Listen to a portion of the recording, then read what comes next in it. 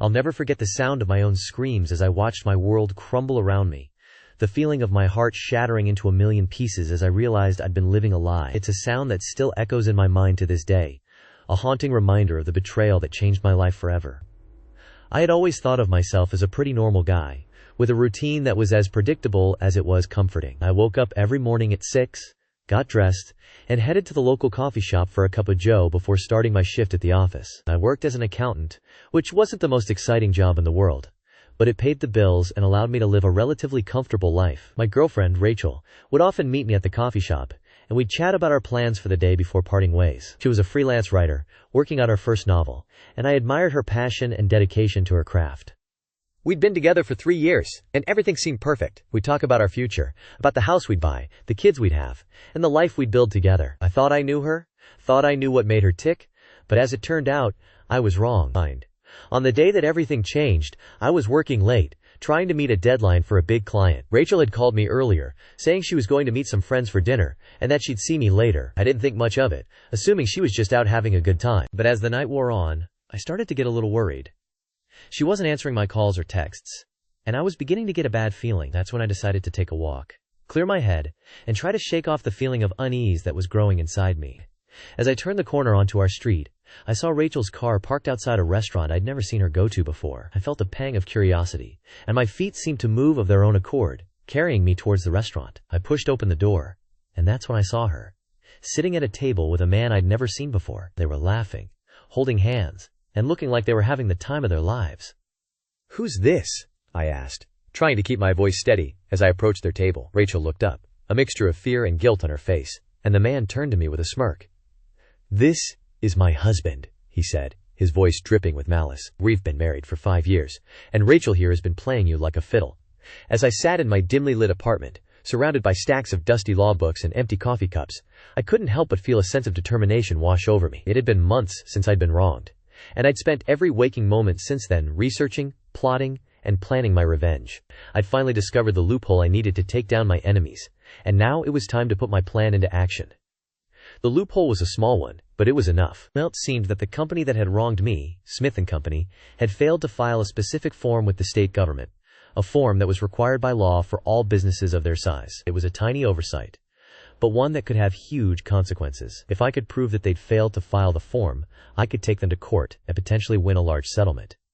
But I didn't want to just win a settlement. I wanted to take them down, to make them pay for what they'd done to me.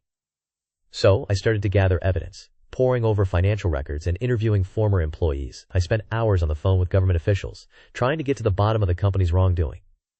And slowly but surely, I started to build a case. As I worked, I couldn't help but think about the people who'd wronged me. There was John, the CEO, who'd smiled in my face while he was stabbing me in the back. There was Emily, the HR manager, who'd lied to me and told me that I was being let go due to company restructuring. And there was Michael, the lawyer, who'd tried to bully me into signing a settlement agreement that would have left me with nothing.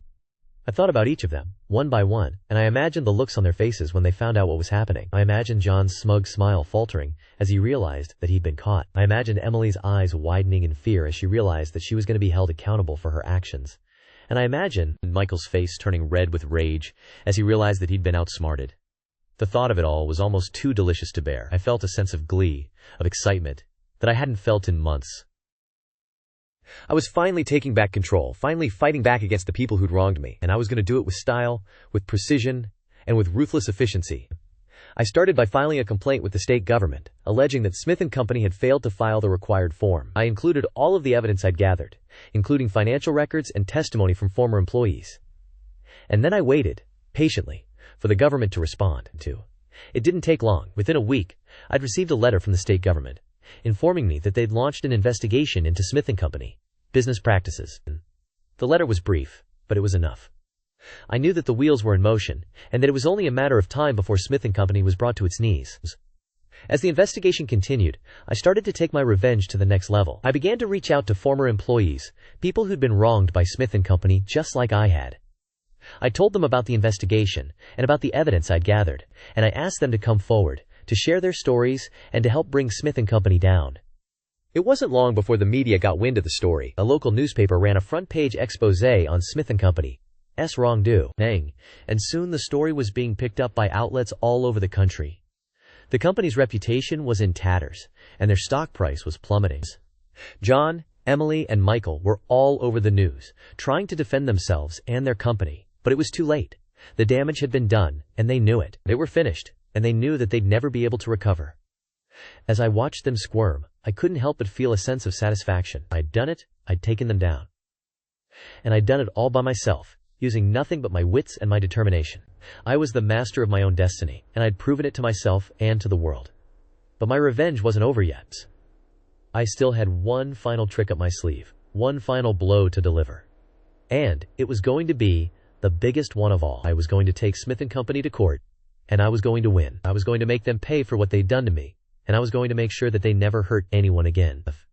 The thought of it all was almost too exciting to bear. I felt like I was on top of the world, like I could conquer anything, and I knew that I would. As long as I kept my focus and my determination. I was a force to be reckoned with, and I was just getting started. The fallout. It's been 2 years since the incident, and the consequences of my former boss's actions have been severe. The company was sued by multiple employees for harassment and hostile work environment. And we won. The settlement was substantial, and it forced the company to undergo a major overhaul of its HR policies and procedures. My former boss, the one who had made my life a living hell, was fired and blacklisted from the industry. He tried to start his own company, but no one would touch him with a 10-foot pole. His reputation was in tatters, and he was left to pick up the pieces of his shattered career. As for me, I'm doing great. I was promoted to a senior position in the company, and I've been instrumental in shaping the new HR policies and procedures. I've also started a support group for survivors of workplace harassment, and it's been incredibly fulfilling to help others who have gone through similar experiences. I've also started speaking publicly about my experiences, and I've become a bit of an advocate for workplace harassment awareness. It's been amazing to see the impact that my story has had on others, and I feel proud to be a part of a movement that's working to create safer and more respectful workplaces. I've also started a new hobby, writing. I've started a blog where I share my experiences and insights, and it's been amazing to connect with others who have gone through similar things. I've even started working on a book, which I hope to publish soon. I'm grateful for the journey that I've been on, and I'm proud of the person that I've become. I'm stronger, wiser, and more resilient than I ever thought possible, and I'm excited to see what the future holds. Time Victo. Times. I'm sitting in my office, looking out the window at the city below. I feel a sense of satisfaction and triumph, knowing that I've overcome the challenges that I faced. I think back to the days when I was struggling to make ends meet, and I'm amazed at how far I've come. I'm proud of the person that I've become, and I'm grateful for the experiences that I've had. I know that I'm not alone, and that there are many others out there who have gone through similar things, and I hope that my story can inspire and empower them to take control of their own lives. TLDR